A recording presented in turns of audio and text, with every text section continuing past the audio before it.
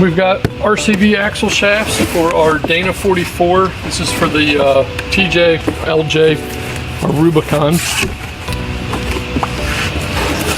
Axle shafts themselves, wrapped up, new hub bolts, CVs, we've got our cones.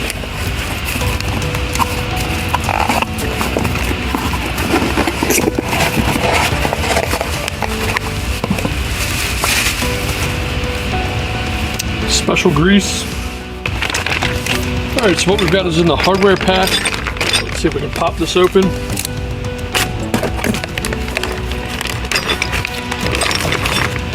This tool is going to be used when we take the knuckle off to make sure we've got clearance for the cone.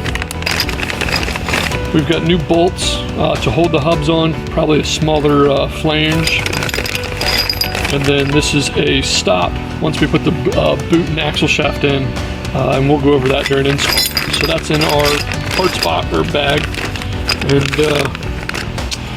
California. Detectable amounts, spelled wrong, of chemicals known to the state of California to cause cancer, birth defects, or other reproductive harm. Good to know. We're going to start with obviously removing the wheels and tires. If you don't know how to do that, you should probably skip this video.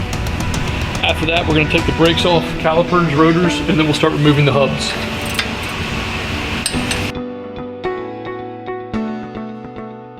Once you've got the cotter pin out, you've got a 36mm nut that'll come off. 13mm bolts, the 12-point socket.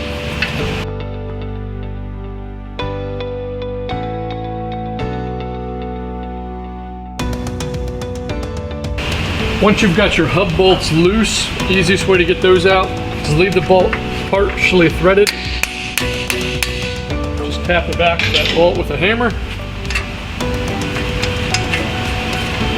And then you can pull the rest out.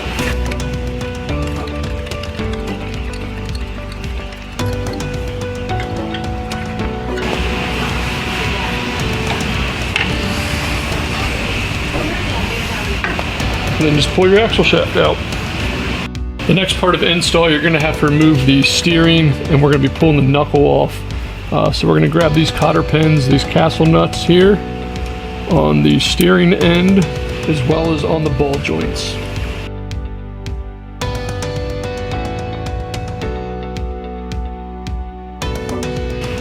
The steering is going to be held on with a 3/4 inch nut. As you go to do your ball joints, this top nut is a 7/8. And then your bottom nut is a 1 1/8. And now what you'll see is I left every nut loose. That's that way we can just tap. And that'll loosen everything right up.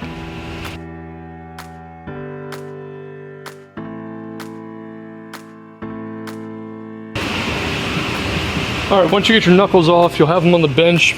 You're going to grind about a 1/16 of an inch off of each of these bolt holes until this, I guess spacer, you want to call it, tool, will fit in there flush. That'll let you know you're good.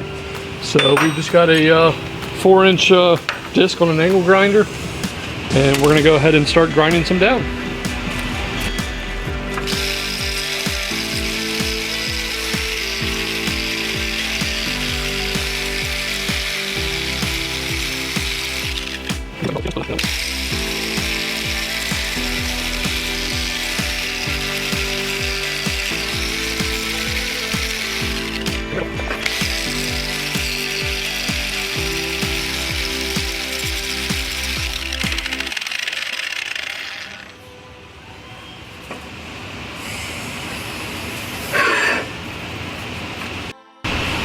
All right, you can see our ring fits in, but we're still not flush. So what we need to do is take that down probably another 1/8 of an inch, I'd say. And then that should get our first knuckle all done. All right, so we finished grinding down the first one.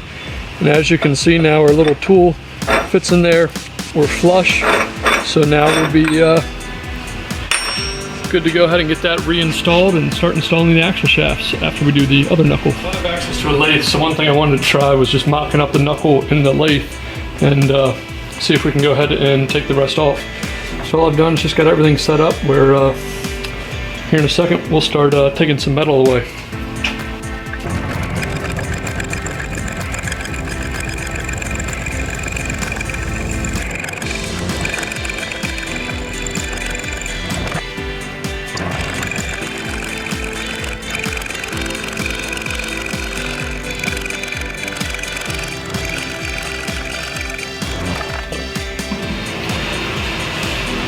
Next, you're going to go ahead and get the knuckle reinstalled.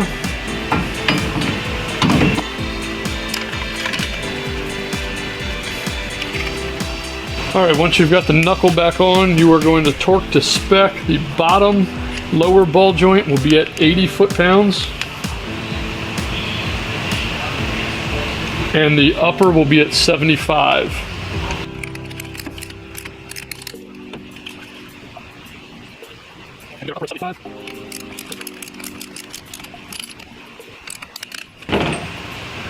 And after everything's torqued to spec, don't forget your cotter pins.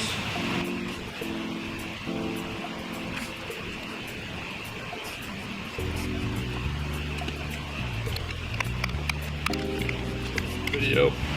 For your CV axles, you've got a included tool in your boot. The tool is going to slide over. I've got these seals, outer seals. You can use it with or without the outer seals. So that is going to slide over, and then you are going to take your CV joint boot and slide that in. Again, checking for clearance where you ream the knuckle out. After that, it's going to be time to grab the axle shaft and install that. While you are installing the new axle, one thing to help seat onto the boot is spray a little bit of WD-40 on the round part of your CV, and then go ahead and start sliding in.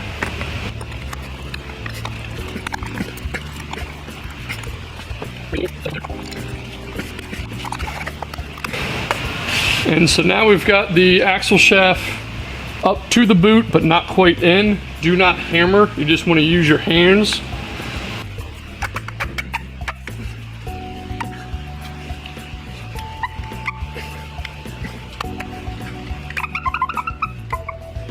Install video. So once you've got your CV in there, looks like that's about all we can fit. You can go ahead and pop your tool out.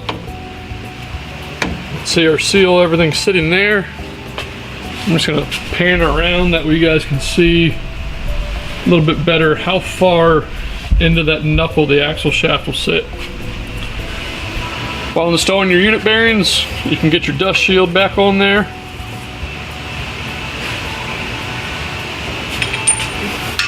Followed by the unit bearing itself.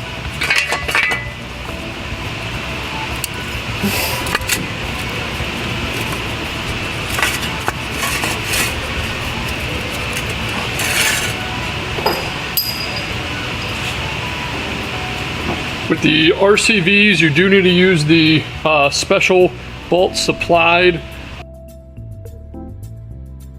Your difference between the two is the RCVs do not have as much of a flange for clearance with that boot.